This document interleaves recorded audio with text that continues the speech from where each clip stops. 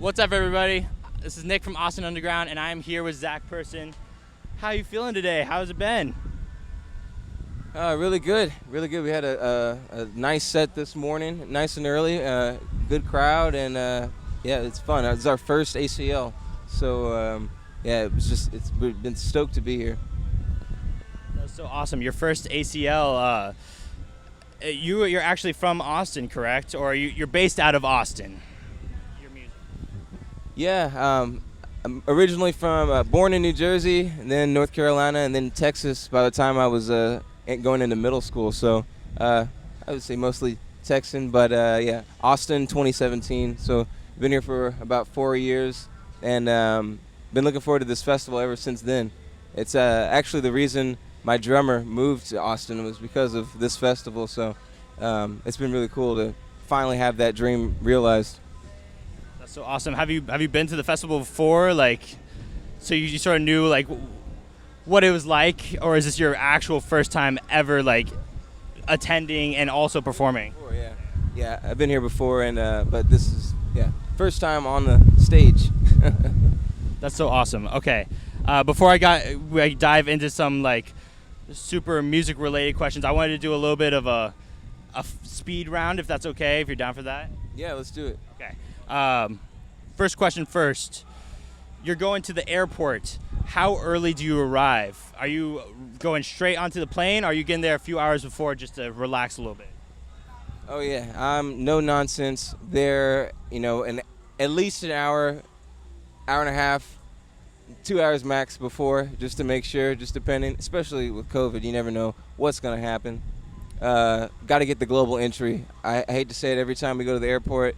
Jake's got it. My drummer, he's got it. We're a duo, two-piece, and he's just through and just chilling, waiting while we're going through security. So, yeah, I'm there early.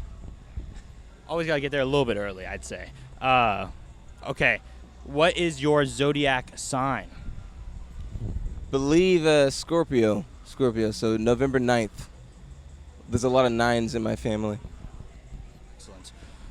What is your dream vacation location? If you could go anywhere in the world, where would it be? I would have said like the Pacific Northwest. I love that area. I love mountains and sea, just that whole sort of that climate. I would have said that in the past, but honestly, I got married. My wife is always talking about beaches, and she's kind of got me sold on that. So a really nice deserted beach. Not like deserted where you feel like, am I going to get, stuck here or murdered, but like you've got your own little private like little section. That's the ideal. Absolutely. You don't want a crowded beach. No one wants a crowded beach. My last speed round question, in one word, what does success mean to you? Oh man.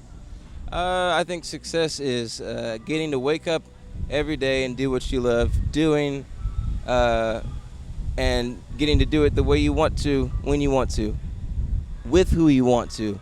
I think that's success. That's awesome. All right, now to take a little deeper dive into your music. Looking back at your roots when you were first starting to create music, who did you draw from? Who were your main inspirations when you were first beginning to start writing music?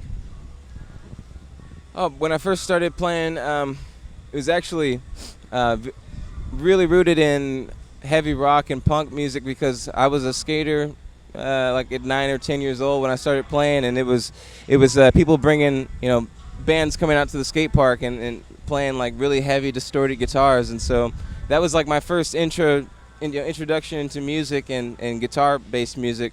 So a lot of heavy acts to begin with, and then quickly I found classic rock acts like Led Zeppelin and Jimi Hendrix, and then Stevie Ray Vaughan, and so the foundation of my playing is really rooted in rock and blues. And now there's all other sorts of influences mixed in, but it's all rooted there. That's awesome.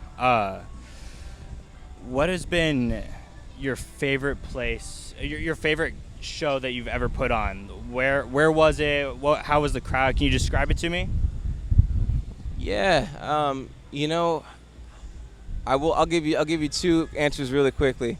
Um, Favorite biggest show was probably Amazon's Intersect Festival in 2019. It was actually our last show before COVID and everything. So it was a really cool fest by AWS. It's Amazon's web services partner, and we were on the lineup with Foo Fighters and Spoon, Beck, Her, Anderson .Paak. It was just a crazy festival, and it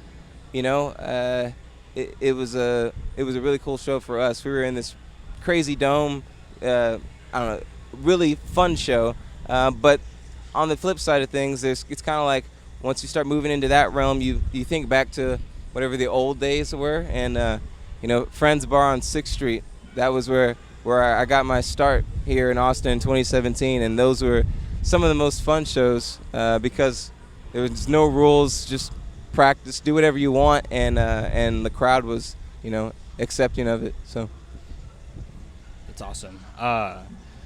I'm thinking back to how you're describing your music has been changing ever since you first started putting out music. Where do you see your music going in the future? Say like 5 years from now. Where do you see yourself still based in one sort of genre? Or do you see yourself expanding outwards? Where do you see yourself in your music?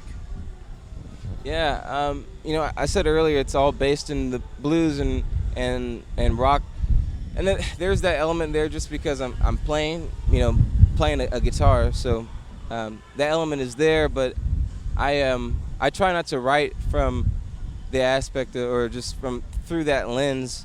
I just write what comes to me, and then I think it kind of translates and takes on the characteristics of those genres. And then us figuring out how to make this work live, because I play with a lot of gain, and Jake's a full-on rock drummer, so it ends up taking on those characteristics live. But as far as it evolving, my next record that I put out, I plan on trying to write mostly on other instruments outside of guitar, even just push further away, because my theory is if I write a song on an instrument that I'm not good at, like it has to be a good song. If it's a really crappy sounding piano, but the song works on there, it should be a good song, and I should be able to, there's a theory somebody said that if you're too good on the instrument you're writing on, or too good of a singer or something like that, you can make something that's like so-so song sound really good, but the song might not be as strong. So anyway, that's a theory I have. No, absolutely, totally. One last question for you. Don't want to keep you here for too long. What is one thing that you want people to remember about you when they go to a show, and when they're leaving and going out throughout the rest of their day at the festival? What's the one thing you want to leave them with?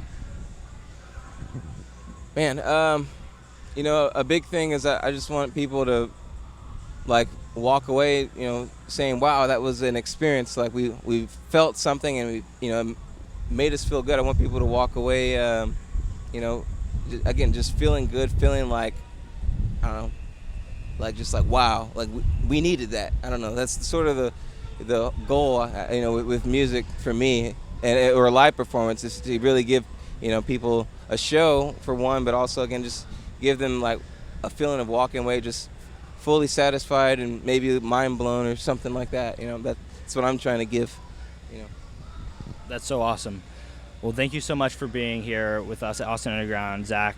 Can you give everyone, where can they find you? What's your social handle? All of that online. Yeah, absolutely. Everything is under Zach Person, ZACH, person just like the word.com, on Instagram, YouTube, Spotify, all that good stuff. Awesome. And make sure to follow us at Austin Underground and ATX Underground everywhere, Facebook, Twitter, Instagram, all of that. Catch you guys later.